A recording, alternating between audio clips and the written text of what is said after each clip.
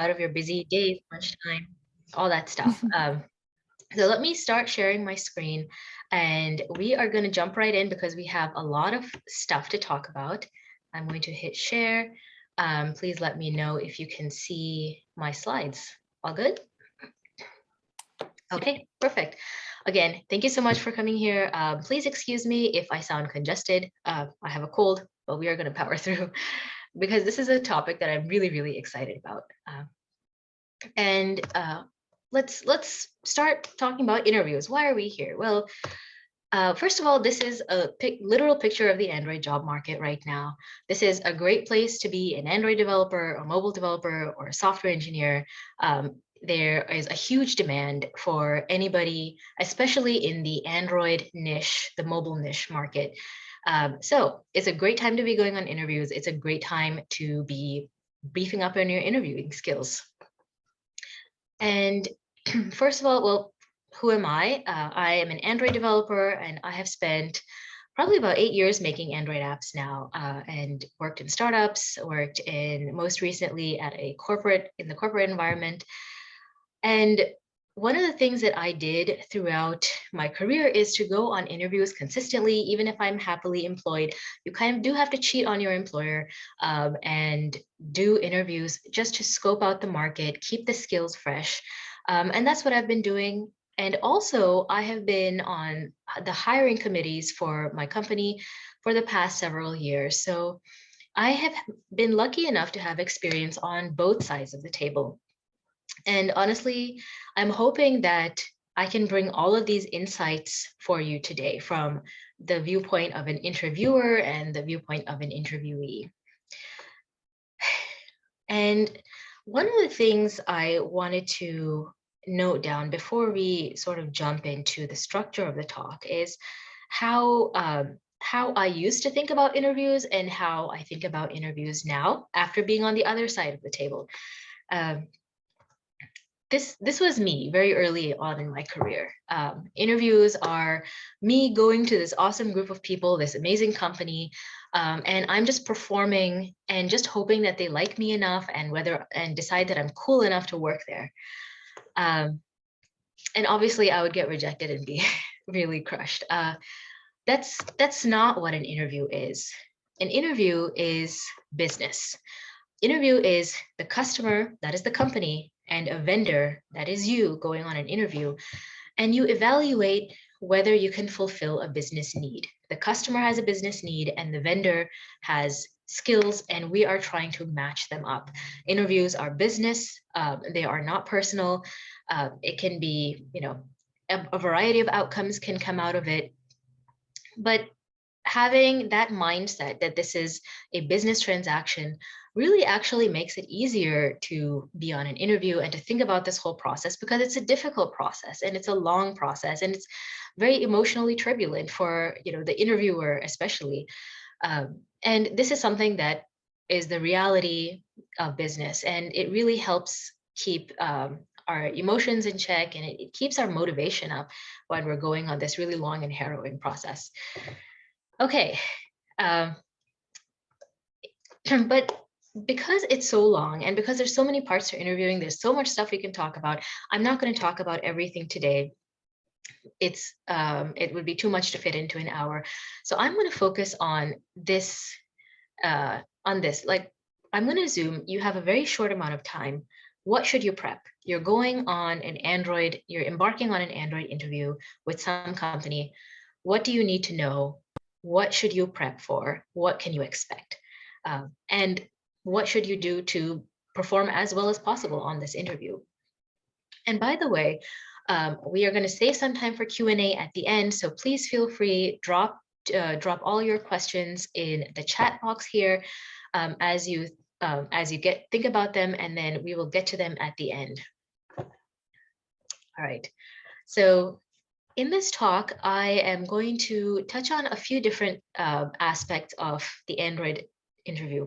So we'll do a really quick recap of what the typical interview process is like. And then we'll talk about the technical questions. And this is what I'll spend the most time on in this talk, because The technical questions portion of the interview is honestly, it's the hardest part of the interview. It's the one that requires the most prep. And honestly, even after working professionally for many years, I still have to prep for every single interview. There's stuff that I've forgotten. There's stuff that I don't use in my job that pops up in the interviews. So I'm going to cover the types of technical questions you can get, the coding challenges that you're expected to do live, the computer science algorithms and data structures questions, and then the bonus part of this interview is the Android related questions that are specific to Android jobs, or maybe mobile jobs. I know there's somebody here who is an iOS dev. There's iOS interviews are very similar, so some of the content may be different, but the focus of the iOS specific interview questions is going to be similar to Android. So we're going to spend some time on technical questions, but we will also cover behavioral questions that you can get in your interview, and then special tips and tricks to stand out, kick butt, take names. And then we will wrap up with a Q&A session. And please don't worry if we're getting to the hour mark. I am happy to stay as long as necessary to answer questions. Okay, let's get started. Oh, and I forgot to say, I'm hoping that all of you leave here empowered to take on the interview process and not look on it with trepidation or with fear or with stress, because believe me, I've been through this whole process many times and I still feel all of these emotions. But I'm hoping that after this, you get some insight into what's going on the other side of the table, and that you feel much more confident, you feel much more empowered, and the interview process becomes something fun and something challenging and exciting. And at the very least, it becomes less stressful to go through. Okay, let's start with the typical interview process that Android interviews take. And this is a lot of steps. Yes, Android interviews follow a very typical path. So if you have gone on any software engineering interview process, it's very similar. So let's quickly step through each of these. And what I really want you to care about is like, how technical is each step, and what should I care about for each step? So typically you would start with the recruiter call. This is your first point of contact with the company. It's non-technical usually. It's very friendly, very quick. They just want to gauge your general fit for the job. They want to make sure they're getting a Java developer instead of a .NET developer or something like that. And once things match up, they will pass you to the hiring manager of the company. And this is the hiring manager who's actually managing this entire interview process on behalf of the company. And what you often will get is a phone screen, and it's usually around 30 to 60 minutes. And this is a lot of general computer science questions, some programming questions, some Android questions.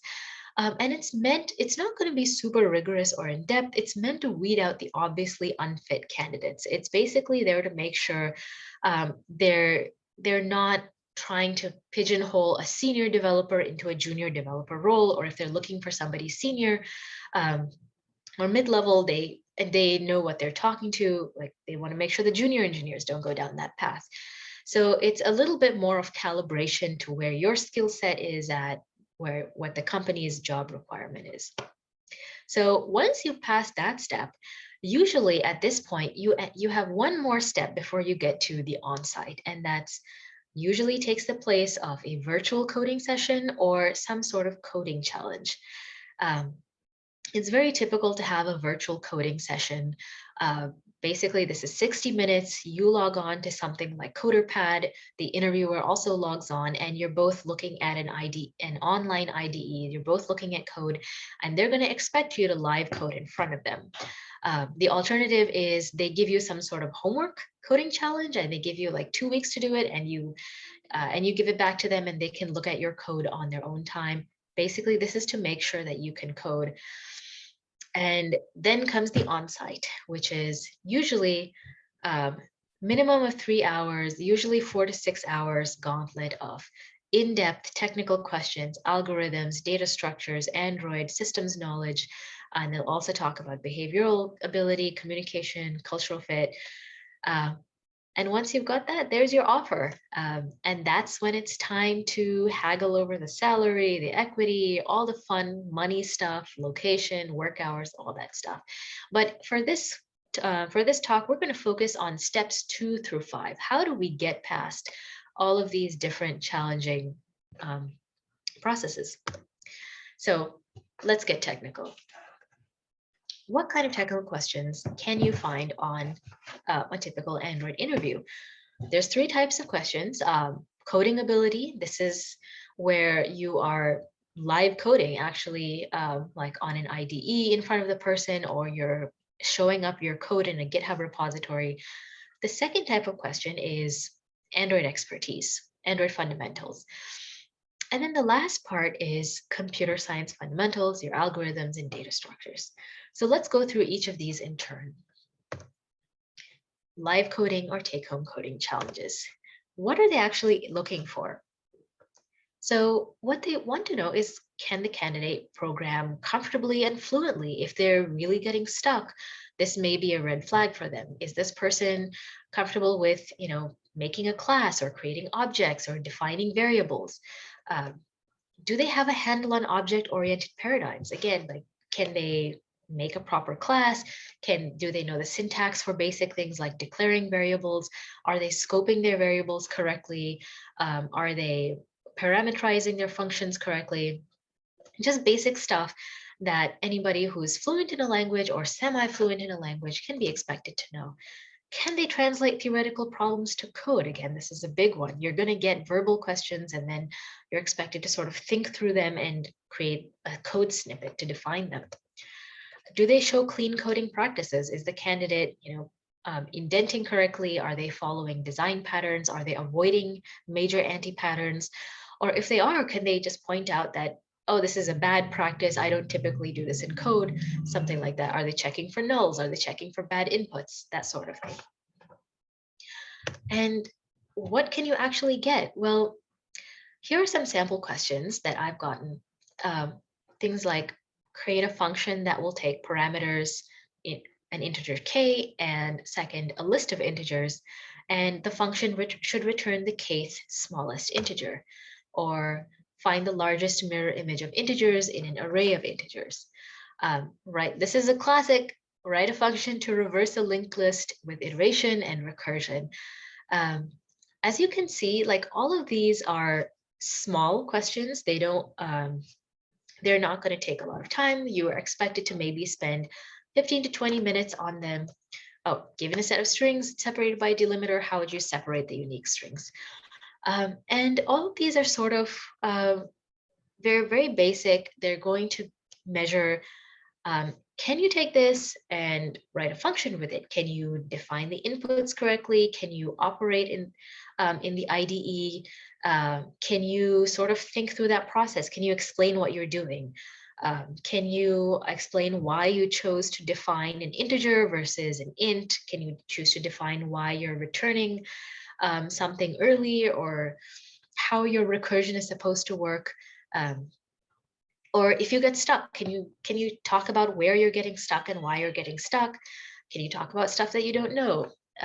So you're going to be expected to write code and talk about it, which is honestly one of the harder parts, is talking and coding at the same time. But these will be smaller scoped questions often. As an alternative, you could have a take-home coding challenge. And in my experience, the take-home challenges for Android interviews have you creating a very simple Android app with some basic features. So usually it will be something like, make a couple of screens, make a list view, do a network fetch. So this is something that my company used to ask candidates to do.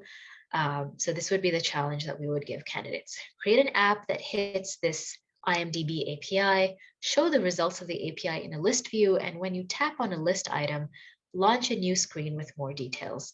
So this is a very basic, super, super basic Android app. It doesn't have to look pretty. It doesn't have to have any sort of design in it, but it's just basically there to see, like, can the candidate actually stand up an Android app? Can they use the IDE well enough to run the application? Can they do the really fundamental operations that almost every Android app has. So if you're working on a job, you will definitely be creating multiple views. You will probably be creating a list view. You will almost definitely be creating network fetches.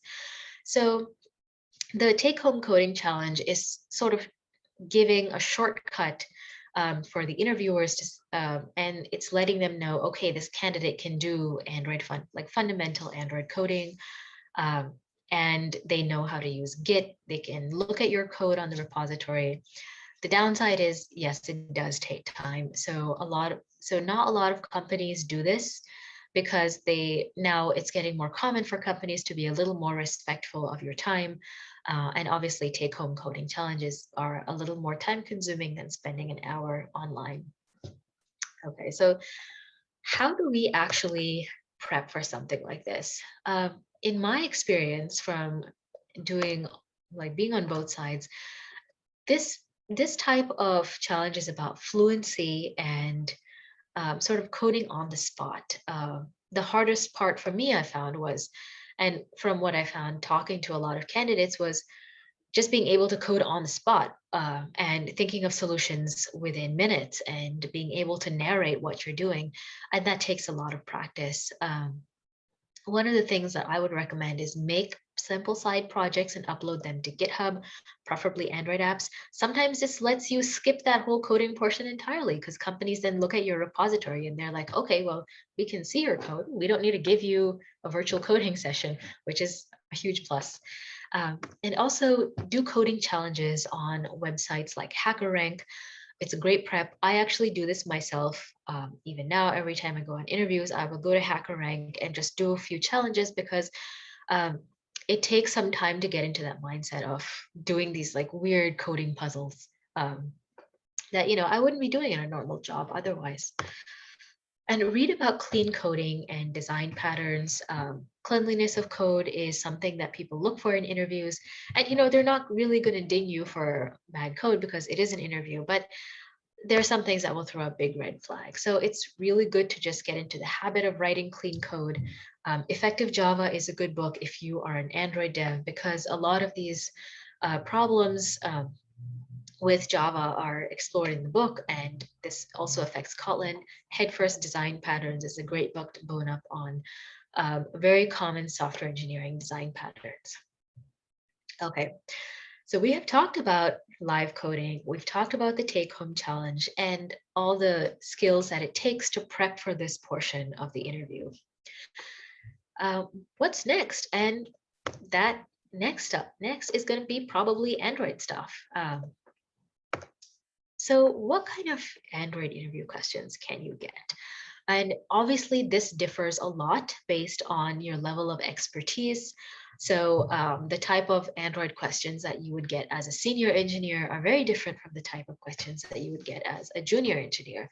However, one of the things I always did with my candidates was to always ask the fundamental Android questions, whether they're senior, whether they're junior. We always start with the fundamentals because Android is kind of a wild west. It's unlike iOS, it hasn't had a lot of company support.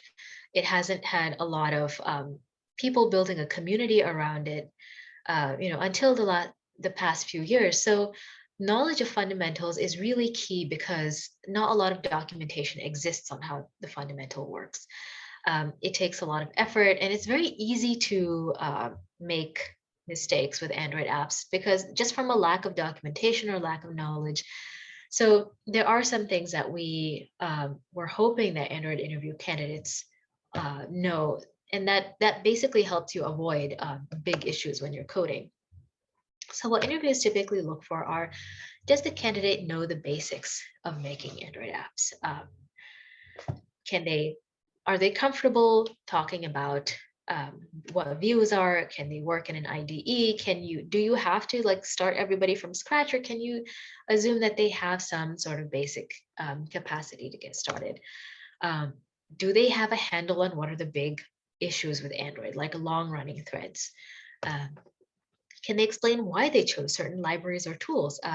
Libraries are very important to Android because not everything came out of the box for many, many years.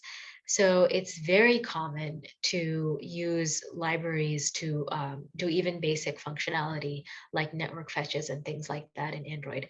So having a candidate know why they chose a certain library over another or why they chose some tooling over another is really great to see. And are they familiar working with Android specific tools? There's a very specific type of toolkit to making Android apps, and just having some general knowledge of how these work and familiarity with these tools really goes a long way. But when it comes down to it, what Android fundamentals do you really know? And this list, by the way, is based on all the interviews I've been on and the interviews that I have done um, on the other side of the table. So there's a few of them. Whew, excuse me.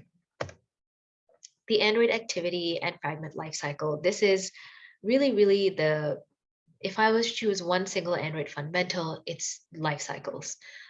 The activity and the fragments are the views in the application, super important in a mobile app. You can't have an app without an activity. You can't have views without activities. And understanding how they live, what happens on rotation, what happens on backgrounding, what's the relationship between the Android activity lifecycle and the fragment lifecycle. These are super important. You will very likely get a life cycle question on your interviews. Similarly, the relationship between activities and fragments. How do you launch fragments from an activity? How do you launch activities from fragments? Excuse me. I told you I was suffering from a cold. This is definitely suffering. But these two classes are the backbone of Android applications. What are the lifecycle methods that each of these classes go through when you're creating new views or destroying views? Having all of that in your mind, just memorize, like understanding how all of this works is really important. And guaranteed, you'll probably get, very likely, you're going to get some fragment and activity related question. Third is Kotlin. Kotlin has been out for several years now. It is now officially adopted by Google as their standard language for programming in Android. So it's all jobs are going to require you to have some knowledge of Kotlin. I know that a lot of older code bases exist where a lot of the code is in Java. In fact, the Android source code is still a lot of it in Java. But things are migrating to Kotlin now, and it's something that pretty much every interviewer is going to look for. Android architecture components. This is Google's recommended framework for building Android apps, and therefore it's the recommended way of building Android apps, and a lot of companies are adopting these now. Before, like I mentioned, Android used to be a Wild West. You would basically be free to do your own thing with mixed results, honestly. Now Google has invested in creating these architecture components, and it's becoming the paradigm to use. So knowledge of architecture components, even understand, you don't have to be an expert, you don't have to understand everything, but just understanding what's out there and what each of these components do is great. There's a lot of them. So if you just have to pick two, pick view models and constraint layout. View models are going to be super important because they are the core of your memory, your operations. How does the view model lifecycle relate to activities? What architectural importance does the view model have? Like, how would you use a view model when you are trying to retain data across life cycles of different views, etc.? Understanding everything about view models is critical. Constraint layout, I just mentioned because it's the layout that most of us use these days. Don't worry about Jetpack Compose. It's not very likely to show up on job interviews at the moment. Just basics, how to create a list view with recycler views. Just familiarity with some of these very common view structures is going to go a long way. Similarly, how to do a network fetch. What goes into doing a network fetch? What libraries do you use? What are the big gotchas? Like, you have to do network fetches on the background thread, otherwise the Android operating system can kill it, or you could freeze the UI if you're doing network fetches on the main thread, that sort of thing. Data storage. So basically how data is manipulated in Android apps. So things like what are your options for in-memory caching? What are your options for storing data on the device itself? Again, you don't have to be an expert, but it would be great to know, like, oh, you wanted to save this type of data. Well, shared preferences is best for that. Okay, if you want to save um, local data and it has to be stored on the device, use a database like Room or use SQLite, something like that. Some general knowledge of your options for data storage. And the next three are going to be, oh, and rotation. What happens on rotation? This is a big one, because views are destroyed. Activities and fragments are destroyed and recreated on rotation. And this causes a lot of side effects and problems, like losing data in the views, all that stuff. Knowing what happens on rotation is probably going to come up on interviews. And similarly, what causes ANRs, app not responding, and app crashes. So because in the Android world, you're working with very limited resources. Android apps, Android phones have a lot of computational power compared to desktops. So memory and efficiency end up being very important for companies to manage. And a lot of questions around app crashes and app not responding and how threading works in Android, they do come up in interviews. So if you do nothing else, these 9 are picked from, my set of experiences going on interviews and asking these questions on interviews. So now you know these fundamentals. What about the tooling? So Android Studio, this is how you make Android apps. You can't make apps without it. It would be extremely, extremely difficult to make apps without it. This is the recommended IDE. So just knowing Android Studio, you don't have to be an expert. Again, knowing how to create an app, open new projects, modify existing projects, all this stuff is super important. Git, this is not Android specific, but Git is the version control system used by the majority of people. Having knowledge of Git goes a great long way in interviews. ADB, you should know how to test your apps on an emulator, how to run it on an emulator and a real phone, how to use the ADB command line shell to kill and restart and launch applications or deep link, things like that. How to use the built-in debugger tools with Android Studio. Just general knowledge of how the app is released to the Play Store. This doesn't mean you have to have an app released to the Play Store, by the way. I heard this from somebody that it is not really a big plus if you've released an app to the Play Store. In all my years of being a developer, I've never done that. So don't stress that if you don't have an app in the Play Store, you're not going to get a job. That's not true. But releasing an app to the Play Store is as simple as uploading an APK to your Google account and hitting publish. So there's your answer. And these next 3 questions are about the most common libraries we use in the Android world. So networking, we use OKHTTP and Retrofit. For threading, it's very common to use RxJava or Kotlin coroutines. And unit testing is typically done with JUnit and Mockito. And again, you don't have to have in-depth knowledge of all these libraries. You may not have to have used all of these libraries, but just being able to say, okay, if you need to make a network fetch, I would use this library and why. Knowing what tools are out there and what they're used for really goes a long way in showing that you've done your homework and you have the capacity to actually learn very fast. All right. We have covered a lot of material. I'm sorry, these are very dense slides, but we're coming to the fun part, which is, okay, well, what are the sample questions that I could be getting? These are questions that I have gotten, by the way. Describe fragments and activities. How would you architect the use of each and why? How do fragment-to-fragment communication? What are the different launch modes?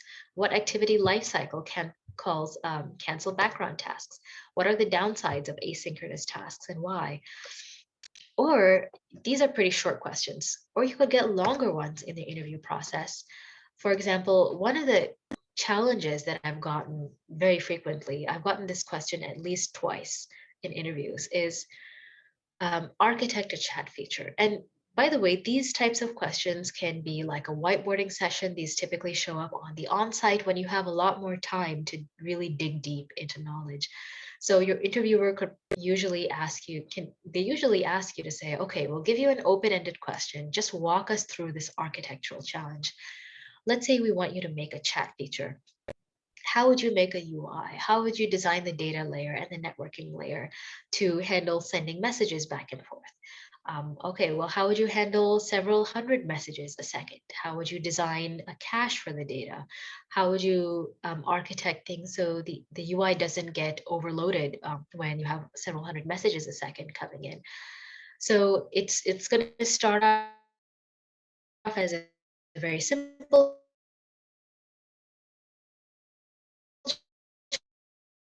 and you set up like a big, you're probably going to whiteboard this. And by the way, these are not all one way. Um, during this process, I have definitely had a conversation with the interviewer, asking clarifications. By the way, please let me know, Sierra. I just got a message saying my internet connection is unstable, so let me know if I drop off. But it's not, you're not expected to know all of this and just like zip through all of this. What you want to be able to do is just talk it out, be able to explain why you're making choices. And in general, you can weigh the pros and cons out loud, different approaches and why.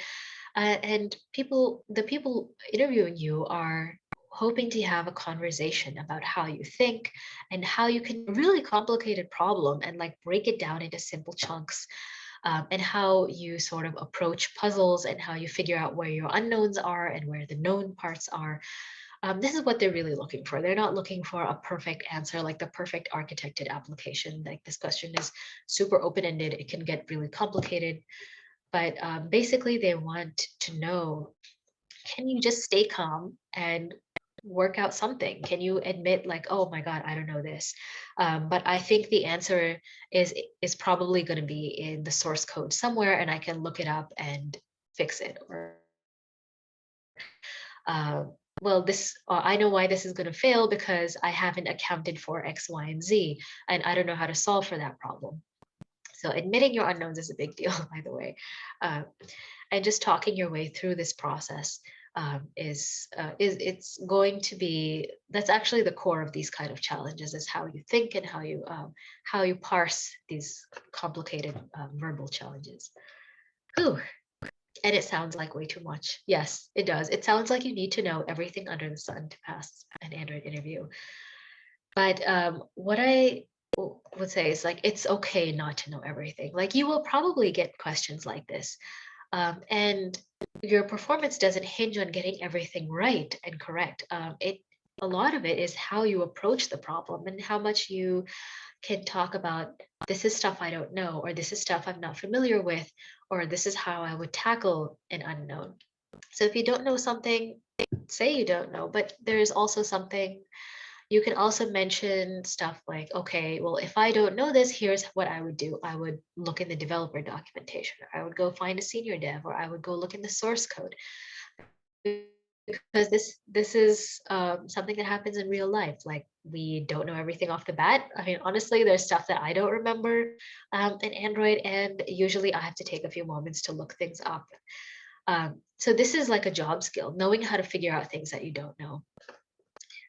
And the good news is, if you do make a couple of very basic Android apps, you will be able to answer a lot of these questions. Things like what happens on notation, what happens on background, foreground, what happens with activities and fragments and launch modes. Basic Android applications involve a lot of these operations. So you're going to be in a good spot if you've made a couple of these.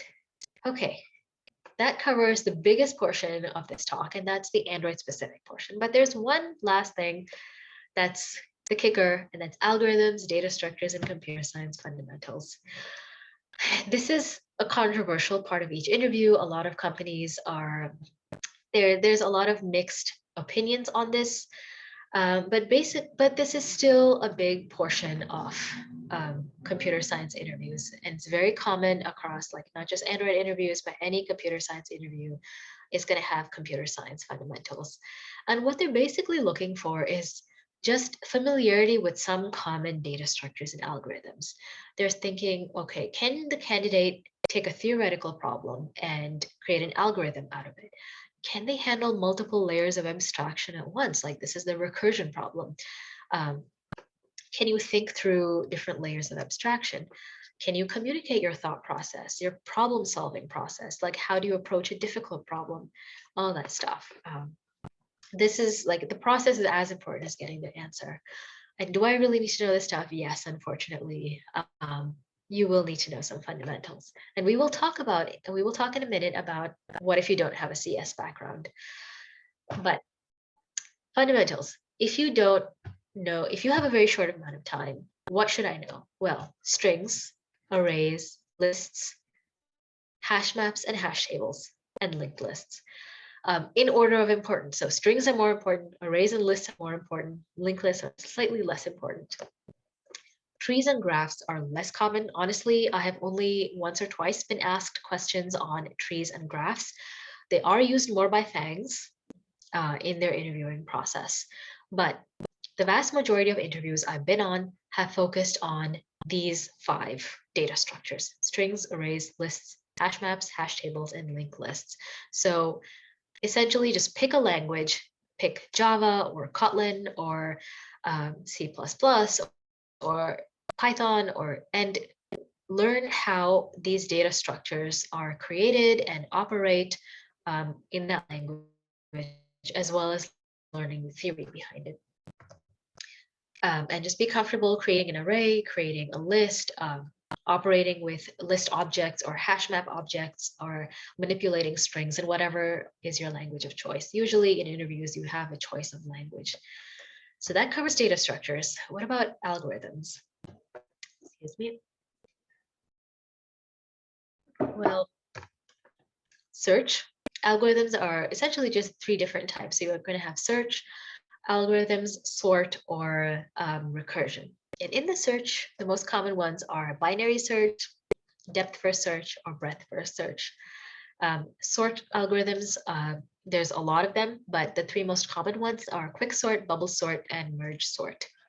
And recursion is usually something that pops up on an interview question. Recursion is a great interview question because it requires you to think very differently than a typical iterative process.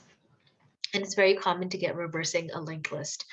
Don't worry if all of these are things that you have never even had to think about, because these days, languages will give you a sort function, like the Java collections library will give you sort that lets you sort things, or search algorithms behind the scenes.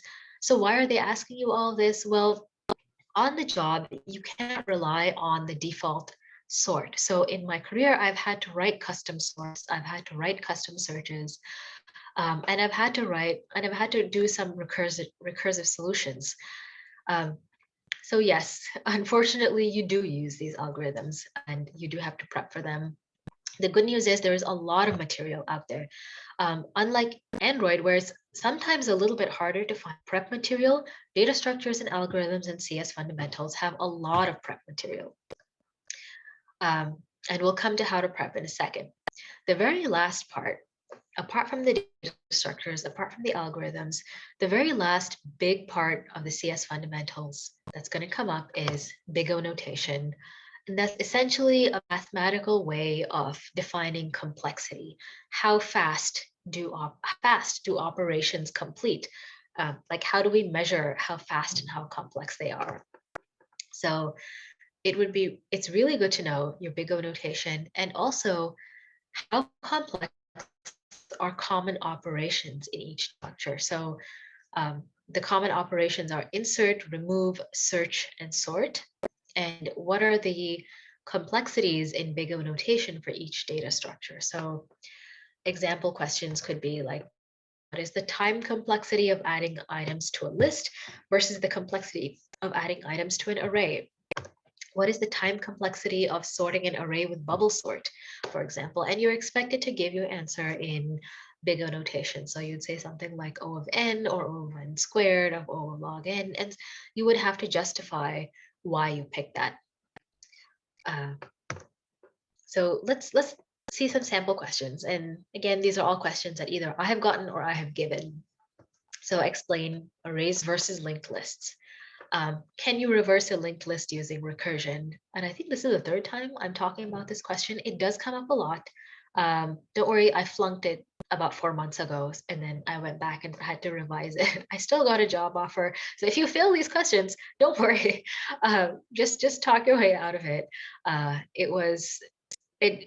Sometimes questions catch you by surprise. That's totally okay. I've gotten questions like insert a node at a given position in a list. And all of these, by the way, can be verbal. Usually they will have you whiteboard your solution, or it comes up as one of your coding challenges. So the reversing a linked list, I got in a coding challenge. The number 3, I got as a coding challenge, like insert a node at a given position in a list. And so I was expected to, like, the sentence is all I got. And then I was expected to create a list object and a node object and create a recursive function as necessary, and return the right data type and all that stuff. So data structures and algorithms do come up a lot when you're coding live. How can I prep? The good news is, again, like I said, a lot of material exists and a lot of utilities exist. The number one thing I found that was helpful was challenges on HackerRank or LeetCode. These are websites.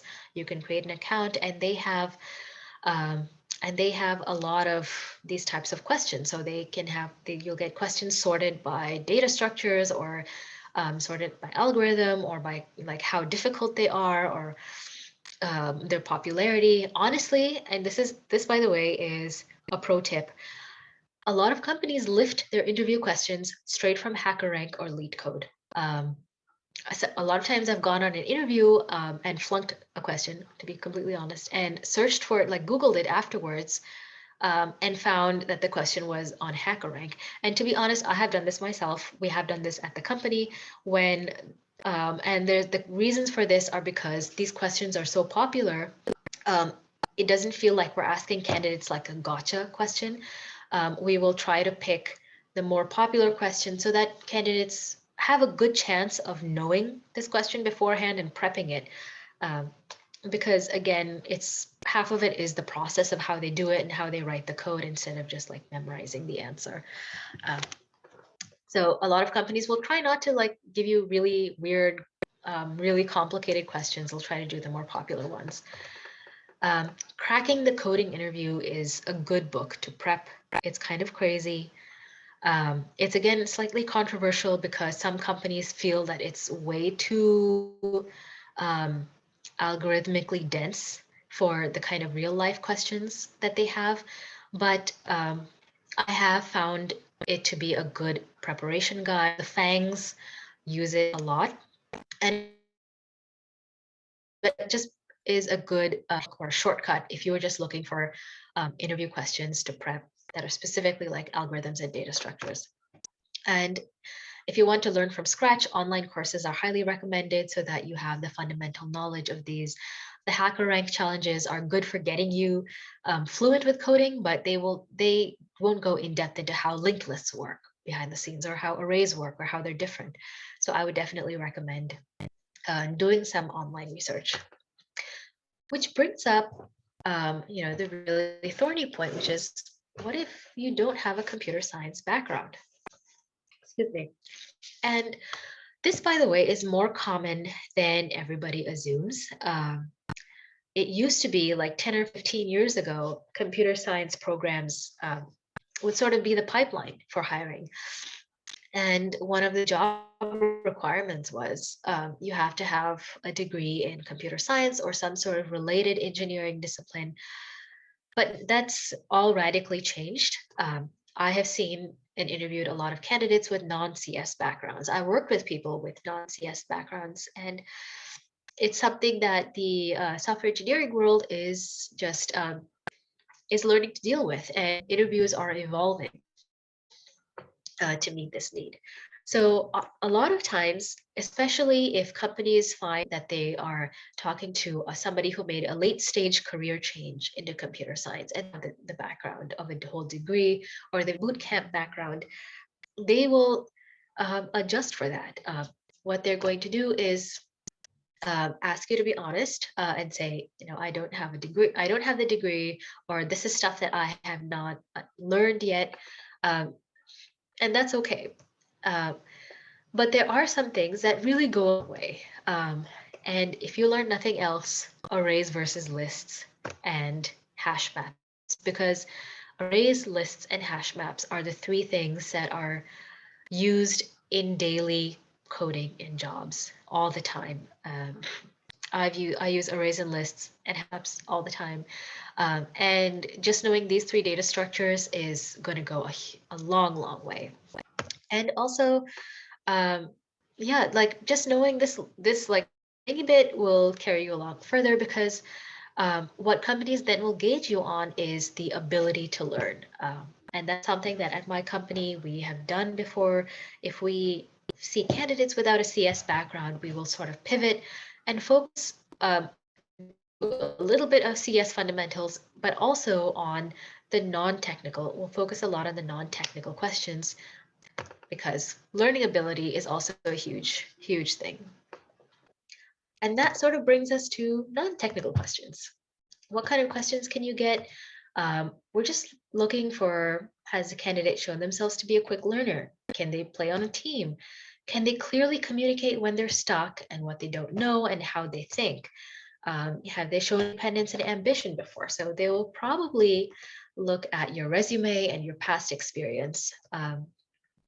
Have some anecdotes ready about your learning ability. And I say specific and measurable because it's better to say how fast, like I just went, I decided to learn Android, and within a couple of months, I went from knowing nothing to Android to pushing up a very simple app to Git. So that says, okay, in 2 months, this person picked up an entirely new framework. And that's a lot better than saying, yeah, I do online courses regularly, because that doesn't tell the interviewer a lot about, well, how successful were you at learning and what outcomes have you had from learning? So have anecdotes, but also have those anecdotes demonstrate results. Results are going to be really important. Times when you figured out solutions to hard problems. Times when you've had difficult conversations and resolved them. So a lot of this is going to be communication ability. And how can you prep for the non-technical part? Well, it's very similar to any other type of interviews. Be honest, write clearly, concisely on your resume, all of your achievements, have a few good anecdotes, make them as results oriented as possible. And that brings us to the very last portion of this talk, which is tips and tricks. And hopefully there's some things in here that you have not heard before. And for the 14 of you here, please stay tuned. Coding is a skill. Honestly, it's not a talent. It's not something people are born with. It's a skill. You're going to get better at it. The more you do it, the more feedback you get. And interviewing is the same. They're not the same skill set. Interviews are a separate skill set. And that's why even as a professional, I go on interviews every single year, because it's a skill that I have to keep fresh. Do both of these as much as you can. And as with anything, like you will keep failing, and that's okay.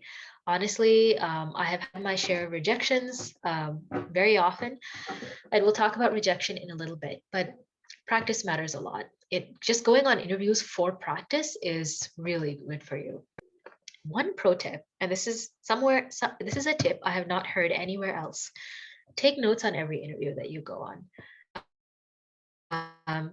10 years ago, when I was starting my interviews, I started an Evernote journal with all the questions that I got. And ever since then, every time I go on an interview and we finish up, I spend 10 minutes writing down the questions that I got on the interview, the answers, like the correct answer to the question or what the response was. And now I have a 10 years long document of every single interview question I've gotten. And insanely good prep guide for the next round of interviews. And I can see now like which questions came up very often, which one were very popular. Uh, and that is actually the bank of interview questions that I pulled from to create this talk. It is honestly the best thing that I've done. Also, if you are looking for a way to put coding experience on your resume, I know this is terrible, but companies want to hire you if you have work experience. And it's really hard to get work experience without work experience. Volunteering is a great way to do this. And my pro tip is, if a volunteer organization is looking for a web developer and you want to be an Android developer, but you need work experience, do the web developer job. It will get you familiar with coding professionally. It'll get you familiar with professional tooling, with Git, with translating practical problems to coding solutions. And it's much easier to transition into an Android job if you can say you've had a coding job before. So and also volunteering organizations are really often hard up for software engineers. They are okay with taking on people with less experience. So it's a great way to get experience on your resume and get your job search started and just kickstart your career. Don't forget to interview the interviewers. Ask them questions. This is a two-way conversation. Ask them, what are you looking for in a candidate? What feedback do you have from me? What kind of work culture do you have? What keeps you here at this job? Ask them the really important questions. It is illegal for them to ask about race, ethnicity, gender, sexual orientation, pregnancy status, marital status, country of origin, native language, and more. If they ask you any question related to this, it is completely okay to push back. And you know, it could be them asking, just trying to be casual. A lot of times interviewers will try to be conversational and get you less nervous and just try to build some rapport. And if they ask any questions related to this, don't feel bad for pushing back. I had somebody, I was on an interview 6 months ago, and the person I was on the screen with was just trying to chat and saying, hey, I see you have this thing on your desk. Do you have children? And I had to tell them, you can't ask me that question. It's going to open you up to questions of bias. And that's a good way to handle it. You can say, I don't feel comfortable answering this question, or I am not going to answer this question, or I feel like this question is not going to help the interview. If it's related to any of these, it's totally valid to refuse to answer. And then continue on with the rest of the interview. Remember that interviewers are human, and a lot of the times, the people who are interviewing you, especially the engineers, have not had training on how to interview people. So they're also learning. Sometimes the engineer who's giving you your coding challenge is a last minute backup for somebody else. That's happened to me before. Somebody just calls me and says, hey, so-and-so was supposed to interview this candidate and they can't make it. Can you interview a candidate with an hour's notice? So the people on the other side of the table are also human. They're also learning in this process. And that just makes it actually easier because you know that the other person is also just learning along with you.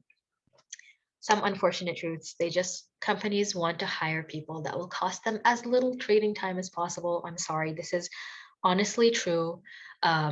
It's just a cost saving measure. So that's why rejection is very common. I know we're running over time here. This is the very last slide. So we're almost done. One of the reasons companies reject very often these days is now it's a very common paradigm. It's accepted business philosophy that bad hires are expensive. So you have to hire somebody and pay all that money to hire them, and companies pay a lot of money up front to hire somebody, and then they end up being bad, and then you fire them and you go on the hiring process again. So to save themselves from this expensive loss of money, they are going to err on the side of rejection and play it safe. So rejection is very common. It could be the fact that you're a great candidate and the role that they're looking for is just at a different level. Like maybe you're too senior for them. Maybe you're too junior for them. Maybe their team needs somebody who has DevOps experience and you're a great candidate, but you don't have DevOps experience. Or they're honestly really time strapped and they want somebody who can just jump in right away and fix all their problems. So that's what I've gotten rejected for all of these reasons before. So, but on the other hand, the great news is everybody in the world is hiring Android developers right now. Banks, financial institutions, healthcare institutions, smart home, utility companies. There are so many more options besides FANGs and startups these days that it's honestly, everything is on fire. And just, I think the Android interview process it's challenging, it's exciting, it's stressful, but it's also great. And I hope that this talk has made it a lot easier for everybody. So thank you so much for sticking with me throughout this long talk chat portion. And please drop your questions in the chat.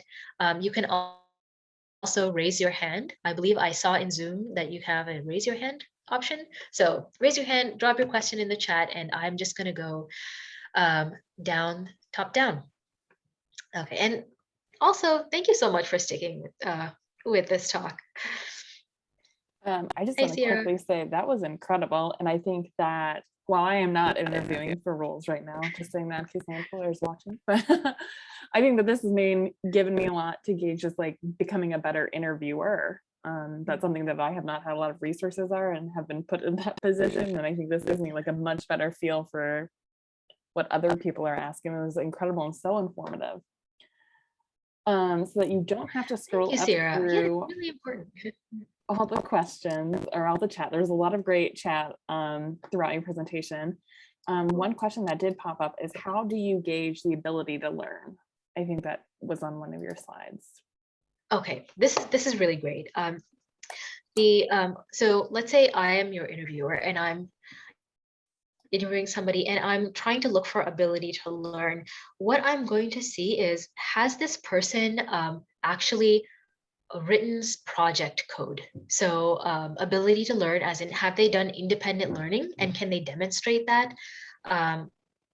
So it doesn't matter if they don't have job experience, if they're just out of college, if they're just out of boot camp, do they have a repository up with code that I can look at to show like they've made a fun project? It can be silly, it can be dumb. A lot of mine are like that. Have they messed around with some code? Have they pushed something to Git? That's something that that goes a long way. And then also the stories that you tell about what is the most challenging thing that you've worked on and why? This is a very common interview question. So what I would say to be successful on that question is to say, here's what I didn't know. And here's how I found the resources.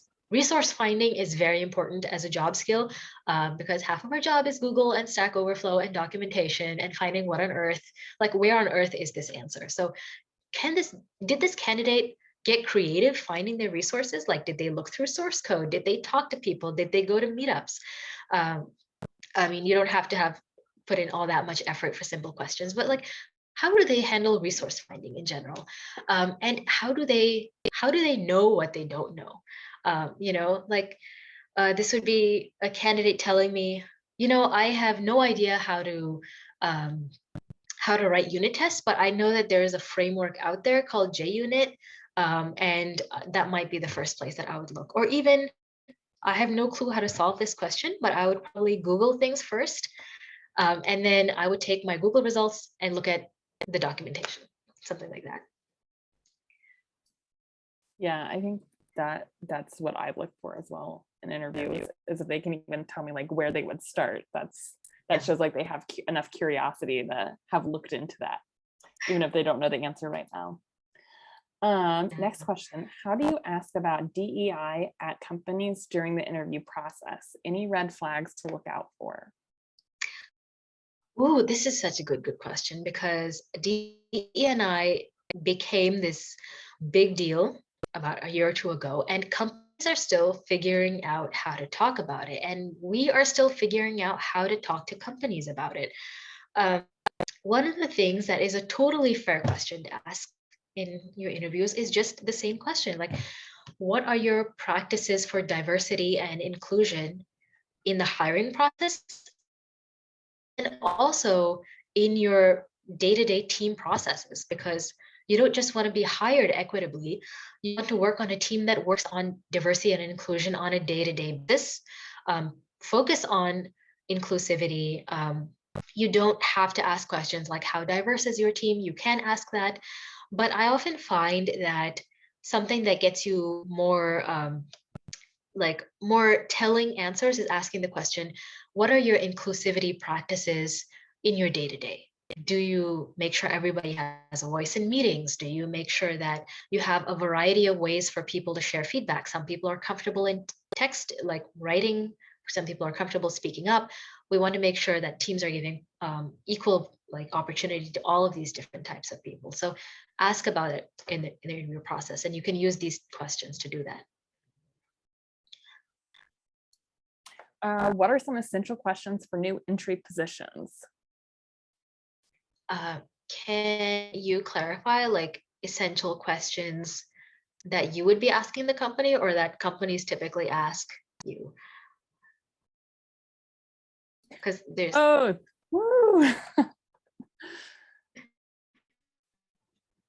both. Okay. Mm-hmm. Can you repeat the questions here just so I have it to what are some essential questions for new entry positions? Okay. So for new entry positions, like your engineer one positions, typically questions that you would get would be more heavily weighted towards computer science fundamentals, because we're assuming at this point that you don't have a lot of Android knowledge. It's a huge plus if you do, but we're going to assume that people haven't worked with Android before because it's not taught on a lot of curriculums. So we're going to focus a lot on arrays, strings, and lists. Typical job work involves a lot of these. So we're going to ask about operations on these, as well as, can you tell me about a challenge that you have faced? Can you tell me what a hard problem that you have solved before? Can you tell me how you tackle how you learn and what resources you use for learning? So this would be like me as an interviewer asking a new candidate. And as a candidate, you can ask companies about their learning resources, their mentorship practices. Do they offer mentorship? How do they handle a training? Do they offer training? Do they offer mentoring? Do they offer basically development, career development, and career support for somebody just starting off as an engineer? Because you don't want to just be there for the first year or two just to write code. You want to build your career as you go on. All right, next. Any other questions before we wrap up? One question that Bowie had a little bit earlier that I'm also interested in the answer to is, can we get a copy of these slides? Yes, I actually have these slides up on Speaker Deck. So what I can do is I've stopped sharing, but I'm going to find it in a minute and drop it in this chat. So we should have, you guys can have access to these slides, and hopefully it'll end up being useful. All right, so